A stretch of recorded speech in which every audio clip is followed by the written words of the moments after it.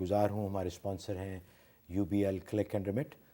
پاکستان رقم بھیجنے کا بہترین، مؤثر اور تیز ترین ذریعہ اور محفوظ ترین. محفوظ میں اس لیے کہتا ہوں کہ آپ کو کہیں کیش لینے کی، کسی دکان پہ جانے کی، باہر جانے کی ضرورت نہیں ہے. اور آسان اس لیے کہ آپ کو کسی سٹور پہ جانے کی ضرورت نہیں ہے، کہیں پارکنگ تلاش نہیں کرنی. آپ اپنے گھر کے آرام میں بیٹھے ہوئے کمپیوٹر کے ذریعے رقم بھیج سکتے ہیں، جو کہ چند سیکنڈز میں پاکستان پہنچ جائے گی. تو حاضر ہوتے ہیں ایک بریک کے بعد. ہمارے ساتھ رہیے گا.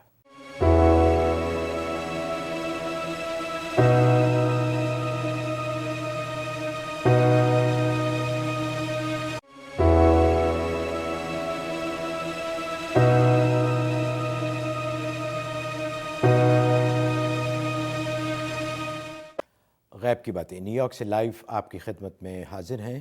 پروگرام میں دوبارہ بہت بہت خوش آمدید. جیسا کہ ناظرین ہم بریک پہ جانے سے پہلے ذکر کر رہے تھے حلال اور حرام کے بارے میں، تو حضرت ایک دوسرا بڑا مسئلہ اس سلسلے کا یہ ہے، وہ ہے گوشت. اب بہت سارے لوگ اس سلسلے میں پریشان بھی ہیں اور کنسرنڈ بھی ہیں.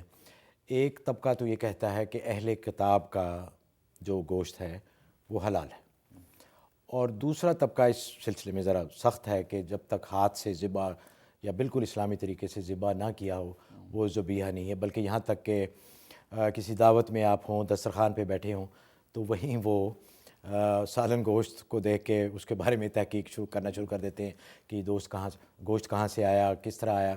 اور اکثر دکاندار بھی یہ کہتے ہیں کہ جی ان کا گوشت ذبیحہ ہے، اور چاہے وہ نیوزی لینڈ سے آیا ہو، آسٹریلیا سے آیا ہو، چاہے امپورٹڈ ہو. تو یہ ایک بہت کامن مسئلہ ہے. اس بارے میں ذرا رہنمائی فرمائیے کہ کون سا گوشت حلال ہے، یا وہ ذبیحہ ہونا ضروری ہے، یا بغیر ذبیحہ کے بھی حلال ہو سکتا ہے، یا ہر غیر ذبیحہ حرام ہے. صحیح، یہ اچھا نقطہ اٹھایا کیونکہ کافی لوگوں میں انتشار رہتا ہے اس حوالے سے. تو جیسے کہ میں نے پہلے مسئلے میں ایک اصول بیان کیا، اور مفتی نظام الدین اعظمی دامت برکاتہ العالیہ نے نظام الفتاویٰ میں گوشت کے حوالے سے بھی گفتگو کی ہے، اور حضرت حکیم الامت تھانوی رحمۃ اللہ علیہ نے بہشتی زیور میں بھی اس پر گفتگو کی. تو اس کے لیے بنیادی اصول یہ ہے کہ اگر کوئی مسلمان پوری ذمہ داری کے ساتھ وہ یہ دعویٰ کرتا ہے کہ گوشت حلال ذبیحہ ہے، اور اس کے خلاف پر آپ کے پاس کوئی دلیل اور ثبوت نہیں ہے، تو آپ اس گوشت کو حلال کنسیڈر کریں گے. یعنی اگر میزبان کہہ رہا ہے، ہاں، جس میزبان کے گھر آپ گئے ہوئے ہیں کہ جی حلال ہے، جی میزبان کہہ رہا ہے یا دکاندار ہے مسلمان، وہ یہ کہہ رہا ہے کہ میرا گوشت حلال ہے، اور ذمہ داری کے ساتھ کہہ رہا ہے کہ حلال ذبیحہ ہے، اور آپ کے پاس اس کے خلاف پر کوئی ثبوت نہیں ہے کہ یہ حرام ہے. کیونکہ حضرت دعوت میں کسی کے گھر گئے وہاں تو آپ کوئی اس تحقیق نہیں کر دعوت کی بات میں کرتا ہوں. تو پہلے مطلقاً گوشت جو مارکیٹوں میں مل رہا ہے، جی جی اس کے لیے اصول یہ ہے. تو دکاندار کہتا ہے کہ یہ حلال ذبیحہ ہے، لہٰذا آپ جو ہے اس کے خلاف پر آپ کو کوئی ثبوت نہیں ہے، یا تو آپ کو ثبوت فراہم کریں کہ یہ جس سلاٹر ہاؤس سے لایا ہے وہاں اسلامی ذبیحہ نہیں ہوتا، یا فلاں جگہ سے لایا وہ اسلامی ذبیحہ نہیں، تو یا تو آپ کے پاس پروف ہو. اگر آپ کے پاس ثبوت نہیں ہے اور وہ مسلمان ذمہ داری سے کہتا ہے کہ یہ حلال ذبیحہ ہے میں جہاں سے لایا ہوں، تو اب آپ کو اس کی بات کو ڈینائی کرنے کا حق نہیں ہے. اس مسلمان کی بات پر آپ کو اعتماد کرنا ہے، اور آپ وہ گوشت شریعت کے فتوے کی روح سے حلال ہے. اچھا، وہ الگ بات ہے کہ آپ کا دل نہیں مانتا، آپ یہ سوچتے ہیں کہ آپ کو شکوک و شبہات پیدا ہو رہے ہیں، آپ نہیں لینا چاہتے، تو وہ دوسری بات ہے، لیکن وہ گوشت حلال قرار دیا جائے گا. باقی رات دعوت کھاتے ہوئے سامنے کھانا آ گیا، اس وقت میں تجسس اور تحقیق و تفتیش کرنا یہ خلاف شریعت ہے، اس کی اجازت نہیں ہے. ہاں، آپ کا دل نہیں مانتا آپ نہ کھائیں، لیکن میزبان کو امبیرس کرنا اور تجسس کرنا، ولا تجسس قرآن نے کہا ہے، تو وہ تجسس آپ دوسرے وقت میں کریں. عین اس وقت میں جب آپ اس بحث کو چھیڑیں گے، ہو سکتا ہے کتنے ایسے لوگ ہیں وہ سارے اس بارے میں کنفیوز ہو جائیں گے. تو آپ اس وقت آپ کو حق نہیں. آپ پہلے سے اگر آپ کو علم ہے کہ یہ فلاں جگہ سے لایا اور فلاں جگہ ذبیحہ حلال نہیں ہوتا، تو آپ اس کو ایک اچھے عنوان سے اس کو سمجھا سکتے ہیں ایک سائڈ میں کر کے، لیکن اس وقت آپ یہ بحث چھیڑ کے ماحول کو خراب کرنے کا حق نہیں ہے. تو اس کی اجازت نہیں. اس لیے نبی پاک صلی اللہ علیہ وسلم نے اس حوالے سے شک و شبہ کی ممانعت فرمائی. چنانچہ صحیح بخاری کی حدیث ہے کہ کچھ نئے مسلمان ہوئے تھے عیسائی، وہ گوشت ذبح کر کے لائے اور نبی پاک صلی اللہ علیہ وسلم کو اور صحابہ کو انہوں نے لا کے ہدیہ دیا. تو صحابہ نے جب وہ لے لیا تو نبی پاک صلی اللہ علیہ وسلم سے انہوں نے سوال کیا کہ اللہ کے رسول صلی اللہ علیہ وسلم، یہ لوگ پتہ نہیں اللہ کے نام پہ ذبح کر کے لائیں کہ نہیں، ہم کیا کریں، اس کو کھائیں کہ نہ کھائیں؟ تو آپ نے فرمایا کہ وہ مسلمان ہیں، اللہ کے نام پہ ذبح کیا ہوگا، बिस्मिल्लाह पढ़ के खाओ। देखो नबी पाक ने शक व शुबा की नफ़ी कर दी, शक व शुबा पैदा नहीं होने दिया। क्यों? इसलिए कि ये बात याद रखें और कि ज़बिये का जो मामला है ये सिवाय एतमाद की इसकी कोई शक्ल नहीं है।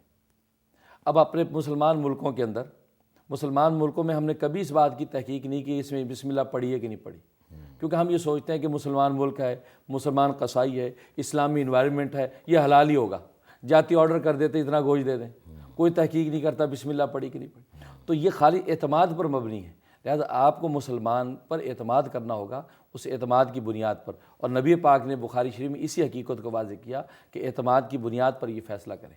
बाकी खुदा न खास्ता अगर दुकानदार ने गलत बयानी की और उससे धोखाधड़ी की, वो अपना अंजाम को पहुँचेगा उसका। अच्छा हज़रत, ये तो हो गया मुसलमान दुकानदार या हमारे जो मुस्लिम रेस्टोरेंट्स हैं। जी जी। लेकिन वो अभी बात रह गई कि जो अहले किताब का गोश्त है, हाँ, क्योंकि उसमें लोग ये कहते हैं कि अगर कि कुरान में उस गोश्त को मना फरमाया गया है जिसके ऊपर गैरुल्लाह का नाम लिया गया हो या वो मुर्दार हो, तो उस बारे में ज़रा फरमाइए। असल में अहले किताब के हवाले से ये बात याद रखें कि अहले किताब का ज़बिया जो हलाल करार दिया गया है वो इस बुनियाद पे कि अहले किताब अगर अल्लाह का नाम लेकर ज़िबा करें तो वो ज़बिया हलाल है। अगर गैरुल्लाह का नाम लेकर ज़िबा करेंगे, मतलब जीसस का नाम लेंगे ईसाई, ठीक है ना, सन ऑफ गॉड का नाम लेकर ज़िबा करेंगे, तो वो मुर्दार है, वो हलाल नहीं है। और ये मज़े की बात ये कि सिर्फ़ अहले किताब को अल्लाह ताला ने ये शरफ़ दिया है कि ये अगर अल्लाह का नाम लेकर ज़िबा करें तो इनका ज़बिया मुसलमानों के लिए हलाल हो जाता है। चुनांचे कि और मज़हब वाला अल्लाह का नाम लेकर भी ज़िबा करे तो उसका ज़बिया हलाल नहीं होगा। चाहे हिंदू अगर अल्लाह का नाम लेकर ज़िबा करे तो उसका ज़बिया हलाल नहीं होगा। अच्छा, हाँ, मजूसी करे। ये अहले किताब को सिर्फ़ इसलिए कि ये आसमानी जो है वो मज़हब को मानते हैं, उनको अल्लाह ने ये शर्फ़ दिया है। तो लिहाजा अहले किताब के लिए शर्त ज़रूरी है कि वो अल्लाह का नाम लें। अगर अल्लाह का नाम नहीं लिया और गैरुल्लाह के नाम पे ज़िबा किया तो उनका ज़बिया भी हराम होगा, मुर्दार होगा। चुनांचे आज आपको मार्केट के अंदर जो अहले किताब के ज़बिये पड़े होते हैं उसमें एहतियात करनी चाहिए, इसलिए कि वो लोग जीसस का नाम लेते हैं जिसकी वजह से वो मुर्दार हो जाता है। लेकिन हज़रत वो तो नहीं, वो तो किसी का नाम भी नहीं लेते। ना भी लें तो भी हराम है, क्योंकि अल्लाह का नाम नहीं लिया। अल्लाह का नाम लेना अच्छा, ज़रूरी ये शर्त है। ये शर्त है, इस वजह से वो फिर जायज़ नहीं होगा। हज़रत एक कॉल है, अहमद मलिक साहब हैं न्यूयॉर्क से। जी अस्सलाम वालेकुम। अस्सलाम वालेकुम सर। वालेकुम अस्सलाम। सर आपका प्रोग्राम बहुत अच्छा है। बहुत बहुत शुक्रिया। मेरा एक छोटा सा क्वेश्चन है जी जी। कि हमारे पाकिस्तान में जानने वाले एक मोहतरम है, उनके ऊपर एक सैयद साहब का एक महीने में या हफ्ते में एक बार एक ना कोई वो आते हैं, तो उनका हाजिर होते हैं, तो फिर वो मुख्तलिफ तरीके बताते हैं कि आपकी मुश्किलात कैसे है, इस मुश्किलात का ये हल है, इस मुश्किलात का ये हल है। जी जी। तो एक तो ये बताइएगा इसमें कितनी हकीकत है, ये ऐसा होता है इस्लाम में कि कोई मोकल या कोई सैयद साहब आते हैं। तो दूसरा, मेरी वाइफ है, उसके वाले साहब उससे बहुत नाराज़ है, उसके लिए प्लीज़ कोई वजीफ़ा बता दें। अच्छा जी, बहुत बहुत शुक्रिया। बहुत शुक्रिया। अच्छा हज़रत, इन्होंने पूछा है मतलब मोक्कल और सैयद साहब में तो फ़र्क है, जी जी क्योंकि सैयद साहब तो मोक्कल नहीं है। जी जी। तो फरमाइए। हाँ, तो उसमें यह है कि वो अगर कोई सैयद साहब ये क्लेम करते हैं कि वो आते हैं और वो रहनुमाई करते हैं, तो बज़रिया ख्वाब के अगर कोई अल्लाह वाला आ जाए और वो किसी किस्म की रहनुमाई करे तो उसमें कोई मजाका नहीं है। लेकिन ये तसव्वुर रखना कि सैयद साहब की रूह आ जाती है और वो रूह आके जो मुख्तलिफ़ चीज़ों की रहनुमाई करती है, तो रूहों को आने का तसव्वुर जो है वो सही नहीं है। इसलिए कि फ़ुक़हा ने लिखा है कि रूह जो होती है, मोमिन की रूह आला इल्लीयीन में चली जाती है और फुसाक फुजार की रूह सिज्जीन में चली जाती है। सातों ज़मीन के नीचे एक जेल खाना है। तो ज़ाहिर है कि वहाँ से शिरादुन गिलाजुन जो फरिश्ते हैं वो उस जेल खाने से उन रूहों को आने नहीं देते। हाँ, रूह का कनेक्शन यहाँ बॉडी के साथ रहता है, जिससे वो बॉडी जो एक्टिवेट रहती है। जैसे सेटेलाइट का कनेक्शन सेल फ़ोन से रहता है, सेल फ़ोन एक्टिवेट रहता है, तो लेकिन रूह अपने मकाम पर है। इसी तरह आला इल्लीयीन में मोमिन की रूह है, तो वो वहीं पे मज़े उड़ाती है, वहीं अल्लाह की नेमतों में मस्त है, वो दुनिया के अंदर नहीं वापस आती। तो ये रूहों के आने का तसव्वुर के सैयद साहब की रूह आ गई और भी ऐसा ऐसा कहते हैं, तो ऐसा इस्लाम में कोई तसव्वुर नहीं है। बाकी अल्लाह ताला किसी अपने हाथवे गैबी के ज़रिए से और किसी फ़रिश्ते या किसी जो है वो दूसरी जाज गैब के ज़रिए से कोई रहनुमाई कर दें तो अल्लाह ताला की कुदरत में है, लेकिन किसी शख्स की रूह नहीं आती। अच्छा हज़रत, कुछ ईमेल्स लेते हैं। बहुत नाजरीन की ईमेल्स आई हैं जिन्होंने प्रोग्राम की बहुत तारीफ़ की है, हम उनके बहुत ही शुक्रगुज़ार हैं और बहुत दुआएं दी हैं, उसके लिए भी हम आपके बहुत शुक्रगुज़ार हैं। हज़रत, पहली ईमेल बड़ी दिलचस्प है। इन्होंने लिखा है कि लोग तबलीगी जमात वालों को अपनी बेटियां क्यों देते हैं, उनके साथ रिश्ते क्यों करते हैं, کیونکہ ان کا کہنا ہے کہ وہ تبلیغ پہ ہی رہتے ہیں، کبھی 4 مہینے کے لیے چلے گئے، کبھی 40 دن کے لیے چلے گئے، تو وہ وقت نہیں دیتے، تو لوگ پھر بعد میں پریشان ہوتے ہیں. تو یہ بڑا ایک عجیب سا سوال ہے. اچھا، ہاں اصل میں بات یہ ہے کہ اس سوال پہ مجھے اپنا ایک قصہ یاد آیا. تو ایک صاحب کی کچھ شکایات مجھے ان کی بیوی کے حوالے سے پہنچیں، تو میں نے ان صاحب کو اپنے دارالفتہ میں بلایا. تو ان کے ساتھ محلے کے ایک معزز جو صاحب تھے وہ بھی آ گئے. تو ملاقات ہوئی، تو وہ صاحب کہنے لگے کہ یہ بڑے اچھے آدمی ہیں اور دین میں بہت لگے ہوئے ہیں. اب مجھے تو چونکہ ان کی شکایات پہنچی تھیں تو کہا کہ یہ دین میں بہت لگے ہوئے ہیں. تو میں نے برجستہ کہا کہ یہ تو دین میں لگے ہوئے ہیں، دین ان کو نہیں لگا. اگر دین ان کو لگا ہوتا تو یہ بیوی کے حق تلفیاں نہ کرتے اور بیوی کو جو ہے پریشان نہ کرتے. تو یہی بات میں کہتا ہوں کہ تبلیغی جماعت کے اندر جو لوگ لگے ہوئے ہیں اور وہ بیویوں کے حقوق کی حق تلفی کرتے ہیں، تو ایسا لگتا ہے کہ وہ تبلیغ میں لگے ہوئے ہیں، تبلیغ ان کو نہیں لگی. کیونکہ یہ بات یاد رکھیں کہ یہ اصلاح احوال، اصلاح معاشرہ کے لیے جتنی یہ تنظیمیں کام کر رہی ہیں، تبلیغی جماعت ہے، دعوت اسلامی ہے، دوسری جماعت اسلامی ہے، غربہ اہل حدیث ہے، یہ تمام جماعتوں کا منشور کیا ہوتا ہے؟ وہ اصلاح معاشرہ ہوتا ہے، لوگوں کو نفع پہنچانا، معاشرے کی اصلاح کرنا ہوتا ہے. تو تبلیغی جماعت کا بھی مقصد یہی ہے. اگر کوئی شخص وہاں اس تبلیغ کے اصولوں کی پابندی نہ کرنے کے نتیجے میں اپنی بیوی کو یا اپنے بچوں کو یا کسی دوسرے کو پریشان کرتا ہے تو اس کا انفرادی فعل ہے. تبلیغی جماعت کا ایسا کوئی اصول نہیں ہے. تبلیغی جماعت کا منشور اتباع سنت پر ہے، اور اتباع سنت پر جس کا منشور ہو وہ بیویوں کی حق تلفی کرے، یہ ہو ہی نہیں سکتا. لہذا اس کا ذاتی فعل ہے. اس لیے آپ اس پر پریشان نہ ہو کہ تبلیغیوں کو بھی جس تبلیغی نے ایسی حرکت کی ہے تو وہ اس کی یہی سمجھیں کہ تبلیغ میں لگا ہوا ہے، تبلیغ اس کو نہیں لگی ہے. تو اس لیے ایسے لوگوں سے آپ جو ہے ڈفرینشیٹ کریں صحیح تبلیغی اور ایسے بناوٹی تبلیغی میں. اچھا حضرت، ایک اور ہے ای میل جو آپ کے بارے میں بھی ہے تھوڑی سی. انہوں نے لکھا ہے کہ اگر اسلام میں تصویریں حرام ہیں تو آپ کی جو ویب سائٹ ہے آپ کی اپنی، جی اس میں آپ کی تصویر لگی ہوئی ہے، اور ابھی آپ ٹی وی پہ بیٹھے ہوئے ہیں، یہاں بھی آپ کی تصویر آ رہی ہے. جی. تو یہ تصویریں حرام کیسے ہو گئیں پھر؟ اصل میں یہ اچھا سوال کیا آپ نے، اچھا نقطہ اٹھایا. پہلی بات تو یہ ہے کہ تصویر بلا شبہ حرام ہے، اور جیسے میں عرض کر چکا ہوں کہ اس کی حلت کی کوئی شکل نہیں ہے.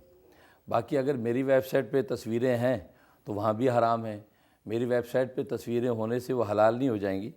اس لیے کہ اگر وکیل جو ہے وہ قانون کی خلاف ورزی کرے تو یہ نہیں کہا جائے گا کہ قانون بدل گیا ہے، یہ کہا جائے گا کہ وکیل نے قانون کی خلاف ورزی کی ہے. اسی طریقے سے اگر کسی عالم دین کی تصاویر ان کی ویب سائٹ پر ہوں تو اس سے یہ نہیں کہا جائے کہ شریعت بدل گئی ہے. ہاں یہ کہا جائے گا کہ اس عالم کا فعل شریعت کے خلاف ہے. تو پہلے تو یہ اصول یاد رکھیں. اب رہا یہ سوال کہ میری ویب سائٹ پہ جو امیجز ہیں وہ شرعاً تصویر کے حکم میں ہے یا نہیں، یہ ایک الگ بحث ہے، کیونکہ وہ ڈیجیٹل تصویریں ہیں. اور ڈیجیٹل تصویر کے بارے میں علماء کے 2 طبقے ہیں. ایک طبقہ یہ کہتا ہے کہ ڈیجیٹل جو تصویریں ہیں وہ بھی حرام ہیں، لہذا ان کے لیے بھی وہی وعیدیں ہیں جو تصویروں کی ہوتی ہیں. دوسرا طبقہ ان محقق علماء کا ہے کہ جنہوں نے ان ڈیجیٹل تصویروں پر پوری ریسرچ اور تحقیق کی ہے، جس میں مفتی اعظم پاکستان مفتی رفیع عثمانی دامت برکات العالیہ اور شیخ الاسلام مولانا تقی عثمانی، مولانا مجاہد الاسلام قاسمی، مفتی نظام الدین شامزی رحمۃ اللہ علیہ، اسی طریقے سے بہت بڑی کثیر تعداد علماء عرب کی ہے. انہوں نے اسی ڈیجیٹل تصویر پر تحقیق و تفتیش کی اور اس نتیجے پر پہنچے ہیں کہ ڈیجیٹل جو تصویر ہے یہ اصل میں برقی ذرات کا ایک مجموعہ ہے. یہ بجلی کے جو ذرات ہیں یہ دوڑتے نظر آتے ہیں، ان میں حقیقت تصویر کوئی نہیں ہے. لہٰذا نہ تصویر کسی جگہ ریل میں موجود ہے نہ فلم میں موجود ہے، لہٰذا یہ تصویر کے حکم میں نہیں ہے. لہٰذا یہ تصویریں کسی بھی مفید دینی اور اصلاحی مقصد کے لیے استعمال کرنا شرعاً بالکل جائز ہے، اس میں کسی قسم کا کوئی شائبہ نہیں. اور مولانا تقی عثمانی میرے استاد ہیں، لہٰذا اس دور میں ان کی تحقیق کو حق سمجھتا ہوں، لہٰذا میں اس پر عمل کرتا ہوں. جس کو جس عالم پر اعتماد ہو اس عالم کی تحقیق پہ عمل کر سکتا ہے. جی ماشاءاللہ، بہت اچھی طرح آپ نے یہ واضح کر باقی دیا. رہا ٹی وی کا معاملہ، تو ٹی وی کے معاملے میں جو ہے علماء عصر کے 3 طبقے سامنے آئے ہیں. ایک طبقہ جو ہے وہ یہ کہتا ہے کہ ٹی وی جو ہے مطلقاً جو ہے وہ ناجائز ہے، کیونکہ یہ اعلیٰ معصیت ہے، اعلیٰ لہو و لعب ہے. دوسرا طبقہ یہ کہتا ہے کہ ٹی وی مطلقاً جائز ہے، کیونکہ یہ اعلیٰ جو ہے ذریعہ جو ہے وہ ابلاغ و معلومات کا ذریعہ ہے، لہٰذا یہ جائز. اور تیسرا طبقہ ان محقق علماء کا ہے کہ جنہوں نے اس پر جو ہے تحقیق کی اور دونوں